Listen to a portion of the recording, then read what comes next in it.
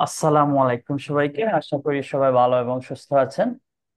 আহ, আপনারা জানেন আমাদের মধ্যে একজন আছে যিনি হচ্ছে রোলামিন ভাই। রোলামিন ভাই নট অনলি পেইড কোর্সে ছিল, উনি অনেক দিন ধরে আমার সাথে ছিল। আমার ফ্রি কোর্স থেকে শুরু করে এখন পর্যন্ত আছে। সো রোলামিন ভাই রিসেন্টলি বেশ কিছু প্রজেক্ট কমপ্লিট করছেন এবং 5 স্টার ফিডব্যাক পাইছেন। আই থিংক উনি যদি ওনার কিছু নলেজ শেয়ার করেন অনেকের জন্যই সেটা হেল্পফুল হবে। আমি চাচ্ছি যে শর্টলি, ধরেন 5-7 মিনিটে রোলামিন ভাই আপনি একটু শর্টলি একটু ব্রিফ করবেন যে প্রজেক্ট গুলা কিভাবে পাইছেন, কেমন ধরনের কমিউনিকেশন করা লাগছে, এই এই রিলেটেড কিছু কথা বলবেন আর কি। কোন দেশের ক্লায়েন্ট ছিল এগুলা। থ্যাংক ইউ সো মাচ বস, আমাকে একটা এরকম একটা সুযোগ দেওয়ার জন্য। অ্যাকচুয়ালি আপনি জানেন যে আমি আপনার সঙ্গে অনেক দিন ধরে এঙ্গেজ আছি। আমার বিশেষ করে ফ্রিল্যান্সিং এ আসার আমি বলবো জাস্ট স্কিল আপারে যদিও শুরু করেছিলাম, কিন্তু ফার্স্ট লাইভ কোর্স আপনার থেকেই করছিলাম, সেটাও আবার ফ্রি। আপনি লঞ্চ করছিলেন অনেকদিন আগে, হয়তো আপনাদের এটা মনে আছে। তো সেই গুগল অ্যাডস আপনার কোর্স থেকে আমি শুরু করছিলাম। মানে প্রথমে ভাবছিলাম যে ট্র্যাকিং নিয়ে কাজ করব, দেন তারপর যখন যখন গুগল অ্যাডসটা লাইভ কিছুটা জিনিস আমার ওখানে, মানে মাইন্ডসেটটা এমন তৈরি হয়ে গেছিল যে না, আমাকে গুগল অ্যাডসটা নিয়ে কিছু করতে হবে। তো তারপর ধীরে ধীরে এক্সপ্লোর করি, অনেক কিছু জানতে পারি। দেন আমি একটা স্টেজে এসে আমি ফাইবারে একটা অ্যাকাউন্ট খুলেছিলাম। তো ফাইবারে আমরা জানি যে আমরা যে নিশ নিশ সিলেক্ট করতে হয় আমাদের, আই মিন ইন্ডাস্ট্রি। আমরা যে ওখানে মোটামুটি মনে করেন যে অ্যারাউন্ড 30টার মতো মনে ইন্ডাস্ট্রি আছে, যদি একজন। তো আমরা অনেকেই বলি যে ফাইবারে কাজ পাওয়া যায় না। অনেকেই বলে, এটা একদম প্রচলন হয়ে গেছে যে ফাইবারে কাজ পাওয়া যায় না। কিন্তু যদি একটু হার্ডওয়ার্কিং করে চেষ্টা করি, যে ফাইবারে অনেক এখনো জায়গা আছে যেগুলাতে কোনো গিগ নেই। তো সেই জায়গাগুলো আমরা যদি ফাইন্ড আউট করে সেই রিলেটেড গিগ দেই, তো আমার মনে হয় যে বেটার একটা আউটপুট সেখান থেকে আমরা পাবো। যেমন আমার যদি আমি বলি, আমার কিন্তু ফাইবারে 4টা গিগ আছে, 3টায় হচ্ছে স্পেসিফিক সিঙ্গেল বিজনেসের উপর, আর একটা জাস্ট একটু ব্রডলি আছে। আর আলহামদুলিল্লাহ সেই গিগটাই আমার র্যাঙ্ক পাইছে বেশি, যদিও আমি ফার্স্ট অর্ডারটা পাইছিলাম স্পেসিফিক একটা গিগে, মানে স্পেসিফিক বিজনেসের একটা গিগ থেকে। আপনার আপনার ফার্স্ট ওয়ালেটটা কত ডলারের ছিল এবং ওই ক্লায়েন্টটা কোন দেশের ছিল? আমার অর্ডারটা ছিল আপনার $35। অ্যান্ড উনি উনি ছিলেন মালয়েশিয়া থেকে। অ্যান্ড ইনশাল্লাহ বিগত মাস ধরে এখনো আমি ওনার সঙ্গে কাজ করতেছি, আমাদের মান্থলি বেসিস কাজ করতেছি। আচ্ছা, ওনার ওনার কাজটা কিসের ছিল এবং ওনার ইন্ডাস্ট্রিটা কি ছিল? ওনার ইন্ডাস্ট্রি ছিল হচ্ছে কনস্ট্রাকশন। কনস্ট্রাকশন মধ্যে ওই যে পেইন্টার আছে না, যে পেন্টিং করে, বস ওই যে রং করে যে, আচ্ছা আচ্ছা। এই পেইন্ট। হ্যাঁ হ্যাঁ, ওই ওই গিগ থেকে আমি first order pi $35। And second order আমি ওনার কাছ থেকে আবার নেই।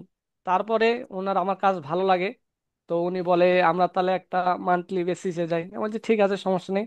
বিগত 4 মাস হয়ে আসলো প্রায়, এই মাসটা গেলে 4 মাস হবে আমি ওনার সঙ্গে কাজ করতেছি। প্লাস আলহামদুলিল্লাহ আপনাদের দোয়া, আর বিশেষ করে বস আপনার ভালোবাসা, আর আপনি মানে যেভাবে মানে মানুষের, মানে কি বলবো, বোঝার আপনার এতটা এক্সপিরিয়েন্স, মানে সেটা বলে বোঝানো যাবে না। মানে আমি যদিও 2-1 জনের কাছে কোর্স করছি, যে বোঝানোর যে একটা টেকনিক, মানে স্টুডেন্টরা কিভাবে ক্যাচ করতে পারে, এই জিনিসটা আপনার মধ্যে আছে। যেভাবে ডেলিভারটা আপনি দেন, তো এটা সত্যি অসাধারণ ডেলিভার একটা। এই যে ধরার আচ্ছা ক্ষমতাটা আপনি, হ্যাঁ এটা আমি আসলে সত্যি কৃতজ্ঞ আপনার কাছে অনেক। আলহামদুলিল্লাহ আমার আইডি লেভেল 1-এর সব এভরিথিং মানে ফিল আপ হয়ে গেছে। Just আমার ওই প্রাইজিংটা ওই 14 ডেজ লাগে, ওটার জন্য একটু যদি ইয়ে হয়, তারপর আমি লেভেল 1 আলহামদুলিল্লাহ পেয়ে গেছি। আচ্ছা, এই রোলামিন ভাই হচ্ছে আমাদের পার্শ্ববর্তী কান্ট্রি ইন্ডিয়ার। বাংলা ভাষাভাষী মানুষ। আই থিংক মনে হয় যে উনি ভারতে যে দিনাজপুরের উত্তরবঙ্গের দিনাজপুরটা আছে ওইখানেই উনি হচ্ছে আছে। এই যে নেওয়াজ শরীফ ভাইও কিন্তু ইন্ডিয়া থেকেই আমাদের সাথে আছে, এবং উনি দীর্ঘদিন ধরেই ওনারা দুইজনই আমার সাথে আছে, ফ্রি ব্যাচ জি। থেকেই ওনারা আছে। আহ আচ্ছা, এই যে এতটুকু আসছেন লেভেল ওয়ানের পায় দ্বার প্রান্তে, লেভেল ওয়ানের সকল ধরনের রিকমেন্ডেড আপনি ফিল আপ করে ফেলছেন ইতিমধ্যে, এবং সময়টা হয়ে গেলে আপনাকে একটা লেভেলও তারা দিয়ে দিবে। এটুকু আসতে হুম ধরেন হুম। হচ্ছে আপনার কমিউনিকেশন স্কিলটা কেমন মানে দরকার হচ্ছে। আমি জানি আপনি কমিউনিকেশন স্কিলটা আপনার ভালো, কথা বলতে পারেন ইংলিশে খুবই ভালো স্মার্টলি, এবং আপনার বেশ কিছু কন্টেন্টও ফেসবুকের মধ্যে আছে যেগুলো ইংলিশে। এরপর একটু বলবেন যে কমিউনিকেশন স্কিলটা আপনাকে কেমন হেল্প করছে। আমি যেটা ফেস করছি প্রথমত, কমিউনিকেশন স্কিল আমাদের লাগবেই, এটা মাস্ট একদম। কিন্তু আমরা অনেকে ভাবি যে অনেক ইংরেজি জানতে হবে বা হুম, অনেক ইংরেজিতে মানে ইয়ে হয়ে যেতে হবে। এরকম কোনো ব্যাপার না বস। আসলে আসলে আমাদের মেন যেটা, আমরা যদি জাস্ট বুঝতে পারি তাহলে হুম। 80%, আর জাস্ট 20% আমরা আক্স করব। এই দুটো রিকোয়ারমেন্ট যদি আমরা ফুলফিল করতে পারি তো কাজকে মানে নেওয়া খুব সহজেই। আমাদেরকে আগে বুঝতে হবে, মানে বলার চেয়ে বোঝার ক্ষমতাটা বেশি বৃদ্ধি করতে হবে। বলতে পারতে হবে অবশ্যই। মানে এখানে কমিউনিকেশনটা আমি বলবো যে মানে আমাদেরকে বেশি বেশি করে যখন আমরা শুনবো তখনই তো বুঝতে পারবো, আর বুঝতে পারবো তখন তো বলতে পারবো। তো এখানে আমি বিগত কিছুদিন ধরে ওই যে পডকাস্ট গুলো দেখি, প্লাস নিজে নিজে ট্রাই করি। প্লাস নেওয়াজ ভাই আছে, উনি আমাকে মাঝে মাঝে গাইড দেন ইংলিশের জন্য। তো এটা খুব ভালো লাগে। আচ্ছা, আপনার যদি সম্ভব হয় 1 মিনিটের জন্য একটু ভিডিওতে ওপেন করবেন প্লিজ। ভিডিওটা ভিডিও। যদি ওপেন, হ্যাঁ ভিডিওটা যদি ওপেন করা পসিবল। আচ্ছা আচ্ছা।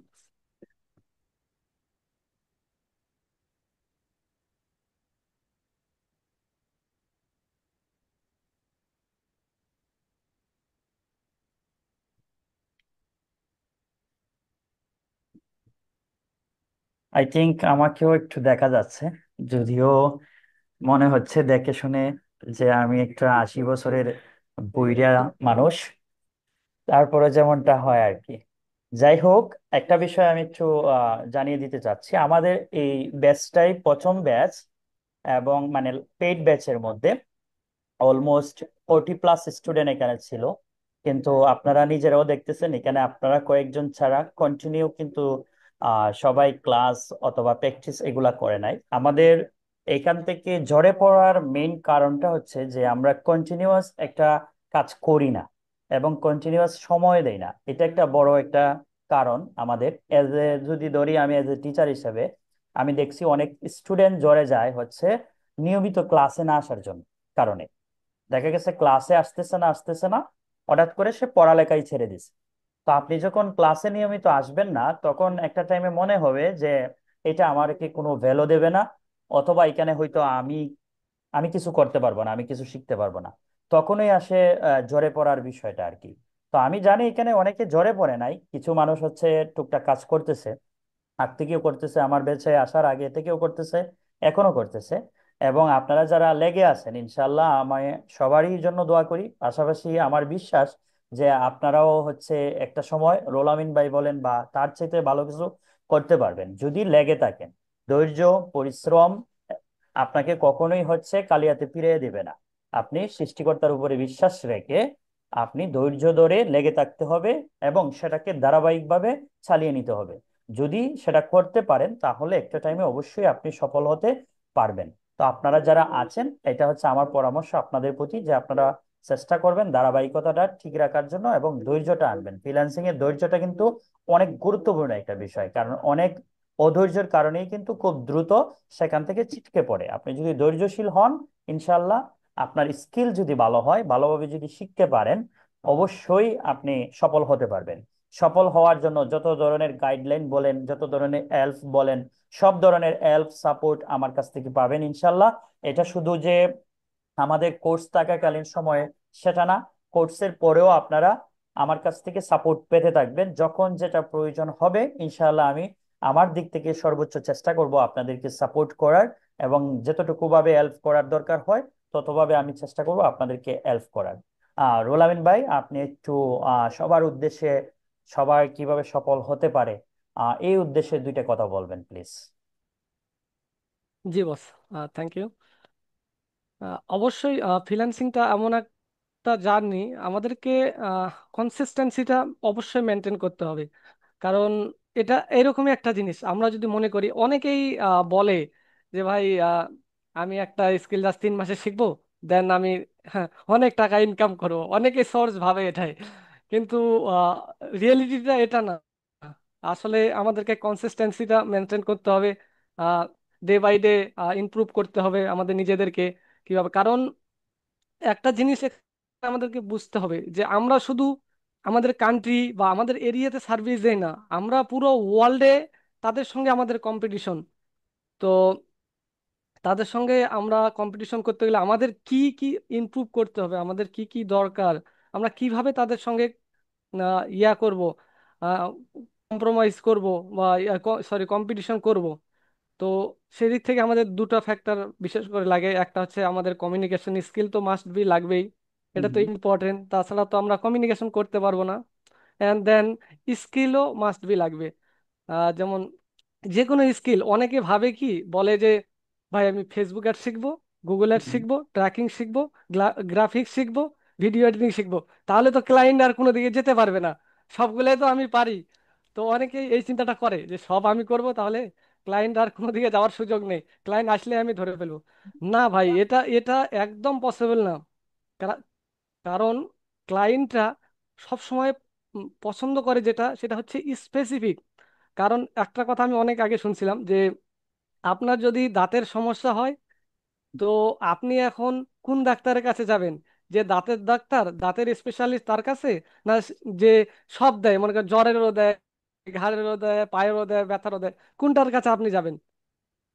এটা যদি নিজেকে আমরা প্রশ্ন করি তাহলেই বুঝতে পারবো যে আমরা কোথায় যাব actually.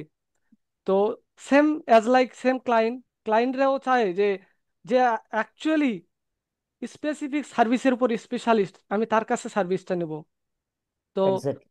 Definitely at the beginning আমাদেরকে অবশ্যই যে কোনো একটা স্পেসিফিক সার্ভিস বা স্পেসিফিক একটা স্কিল নিয়ে এগোনো দরকার। তাতে আমাদের আমরা একটু শর্ট টাইমের মধ্যে নিজেকে ইমপ্রুভ করতে পারি, প্লাস আর্নও করতে পারি। কারণ end of the day earn না করলে তো মোটিভেশনটা থাকবে না। কারণ মানি, মানি হচ্ছে সব থেকে বড় মোটিভেশন। আর অবশ্যই পাশাপাশি আমাদের স্কিলগুলা ডে বাই ডে ইমপ্রুভ করতে হবে। যখন আমরা সবগুলোই ইমপ্রুভ একসঙ্গে করতে যাব, তখন আমাদের মাথা খারাপ হয়ে যাবে। এদিকে ক্লায়েন্ট পাওয়া যাবে না, এদিকে স্কিল শিখতে শিখতে দীর্ঘ একটা সময় চলে যাবে।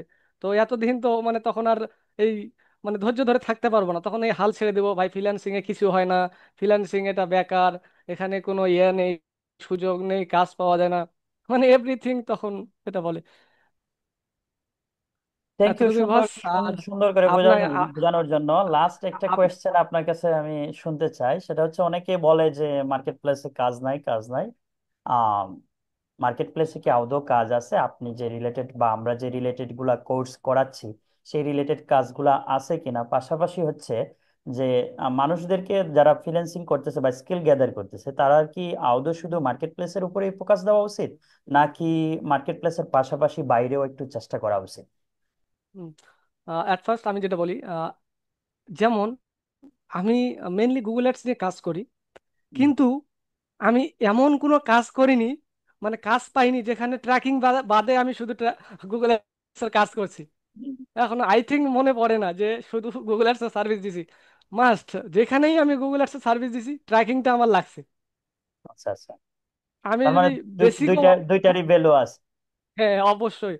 আর কেউ যদি মনে করে ভাই মার্কেট প্লেসে ক্লায়েন্ট আছে কিনা, আজকের কথা আমি বলি, অন্যদিনে বলবো না, জাস্ট আজকের। আজকে হচ্ছে আপনার 2 তারিখ, আহ 10 মাস 2025 সাল।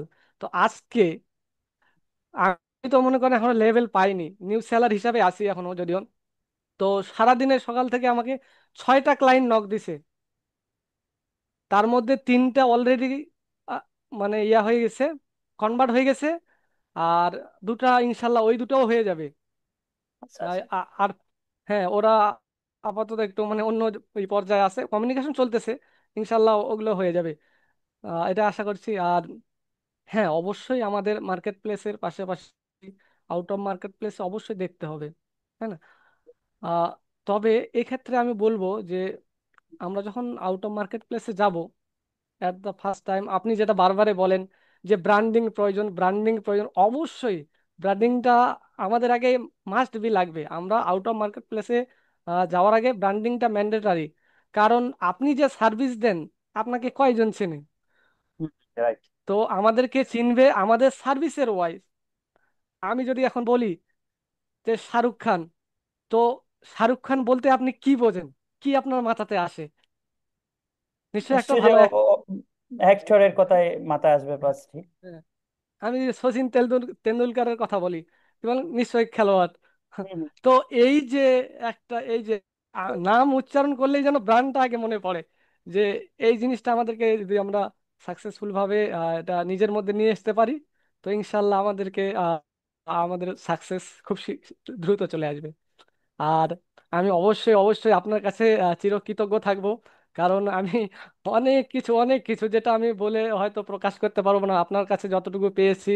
আর আলহামদুলিল্লাহ, সামনে আপনার যত কোর্স আসবে, আমি যতদিন এই সেক্টরে আছি, আমি এমনকি আপনাকে বারবার রিকোয়েস্ট করছি, বস একটা গুগল এর আবার কোর্স নিয়ে আসেন। তো ইনশাল্লাহ আমি থাকবো আপনার সঙ্গে আর সারা জীবন আছি। আর thank you so much. Thank you. Okay. ইনশাআল্লাহ ইনশাআল্লাহ, পাশাপাশি আপনার জন্য দোয়া রইলো, শুভকামনা রইলো। আরো আরো সফল হইতেন এবং বেশি বেশি থ্যাংক ইউ। রেমিটেন্স নিয়ে আসতেন আপনার দেশের জন্য। থ্যাংক শুভকামনা রইলো। পাশাপাশি আপনাদের জন্য শুভকামনা রইলো, ইনশাল্লাহ আপনারাও রোলামিন ভাইয়ের মতো একটা সময় অনেক অনেক আর্নিং করতে পারবেন। থ্যাংক ইউ রোলামিন ভাই, আপনাকে অসংখ্য ধন্যবাদ। Thank you so much, thank you so much.